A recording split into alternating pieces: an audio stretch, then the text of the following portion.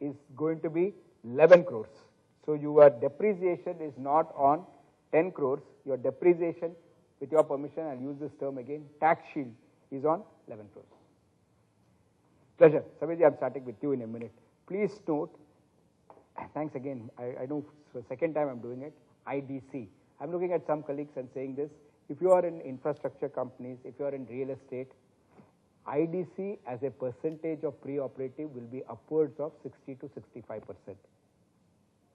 If you are asking me specifically for road projects, 70% of upwards, 70 to 80% of your pre-operative expenses IDC. Real estate, thank you. Real estate, the major contributor of pre-operative will be IDC. And here there is a term which I want to discuss in greater detail. Right now, please note, I like to talk about this post-lunch. I'll tell you why. I changed the model, right, because I wanted to do structuring. That's why I took a lot of SP. Normally I do this post-lunch, but I said, why should I wait till lunch? This is a good audience. You should ask me anything on SPVR, right, because I took it earlier by design. The training was by design. One thing about interest, right, which I want to talk about, and then break for lunch. Post-lunch, we will discuss all these three. And we already started structuring. Thanks for that. Thank you very much for that. Please note is moratorium. Whenever you are talking about real estate, whenever you are talking about infra projects, whenever you are talking about gestation period, there is this very, very important term which comes into play. That important term which comes into play is what is known as moratorium.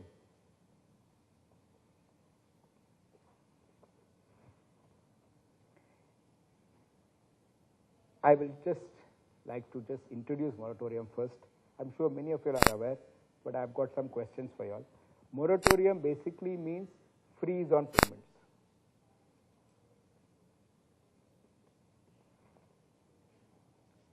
There are two types of moratorium. One type of moratorium is known as capital moratorium. A capital moratorium basically means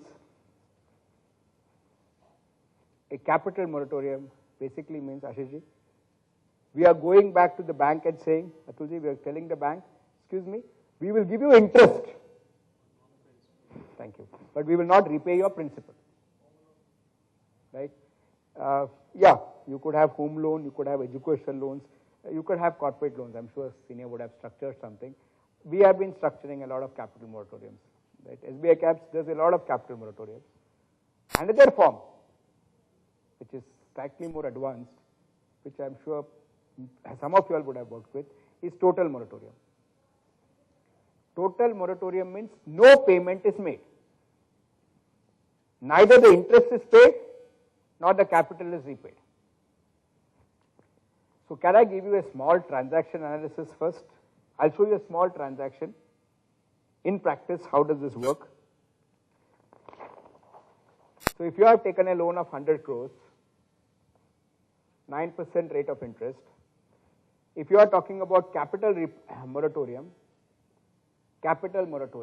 for 2 years, year 1, the company will pay 9% of 100 crores, right? 9% of 100 crores, 9 crores. Year 2, again it will pay 9 crores, because capital moratorium means it will pay interest. The EMI, or equated monthly installment, or EQI, right, the amortization, the actual repayment of the loan starts from 3rd year, which is where you can either have an EMI structure, equated monthly installment, or EQI, equated quarterly installment structure, depending on a case. Year 3 onwards. Now what I want to tell you is, suppose it is a total moratorium structure, 9%, 100 crores, total moratorium, year 1 interest is 9 crores, but no 9 crores is paid. It is total moratorium, Harishji, Atulji. Then this interest is capitalized. Again, we go back to that word, capitalized. What does capitalized mean? Loan outstanding will be, thank you, 100 plus 9, Mr. Krishna, 109. Because you're not paying that 9 crores, sir. It's total. You're not paying anything. Total moratorium, total freeze. right? You can say cumulative, absolutely, Manji. Now, year 2, interest will be 9% of 109. Your outstanding is not 9. Your outstanding is not 100. Your outstanding is 109. So it is 9% of 109, whatever that comes to. Let's say that interest is X. Loan outstanding at the end of year 2 will be 109 plus X. When your actual EMI starts, your loan has, thank you very much, Samir. Your loan has ballooned from 109 to more than 120, ma'am, roughly 120 crores. Can I say something? If I am guiding you all, and I have no problems guiding you all saying this, avoid total moratoriums if possible.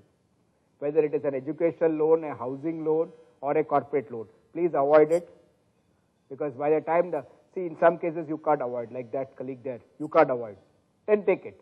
But if you can have cash flows to at least service your interest, please service your interest.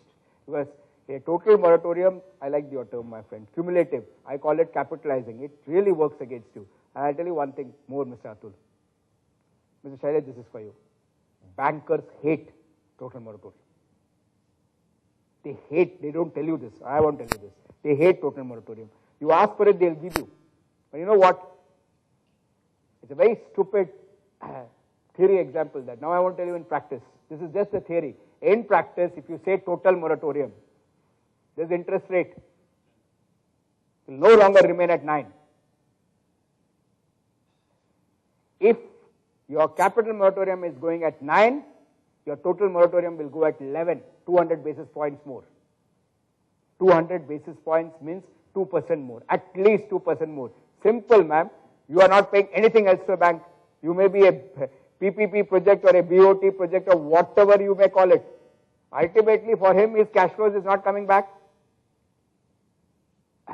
You may be a priority sector also. Some of you are talking of priority sector. So what? Please note, if you ask me, this is the way I put this calculation. I have covered moratoriums. One last thing from my side, please. No moratorium, let's say it's 9%. Capital moratorium will go at 10%. A total moratorium will go upwards of 11%. Upwards of 11%. They may not tell you, we don't give it. They will structure it and make it so costly. So if you have an alternative, go for the other two. If you don't have an alternative, then we are, see, as they say, sorry I'm using this term, beggars can't be choosers. So then you have to go with this total moratorium. It's a myth to say bank financing for infra financing, it's RBI norms. RBI norms are there, but RBI does not dictate the rates. Bank decide the rates. Thank you for smiling. And banks are free to charge today, except for savings bank account rate. All the remaining rates are decided by the banks. It is free pricing, right? So please note, if you ask me as your colleague, this product will turn out to be costlier. And I have seen something, sir. You may negotiate anything here. Negotiations here don't really yield anything. This and this negotiation on the interest rate, you may still, the client may achieve something. The banks are okay with giving in. This, they are more or less certain. Chodo yaar, here I'll go with this rate. What will happen? Which case, please? The EMI. It will include both the capital payment as well as the interest payment. Right. Any other questions? Please. We'll take a lunch break. Moment I finish the question, sir. You can.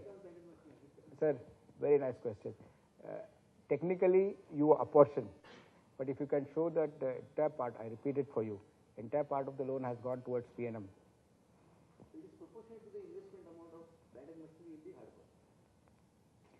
If you have taken, not structured the transaction to move it towards P&M, but if you have taken the precaution of moving it towards P&M,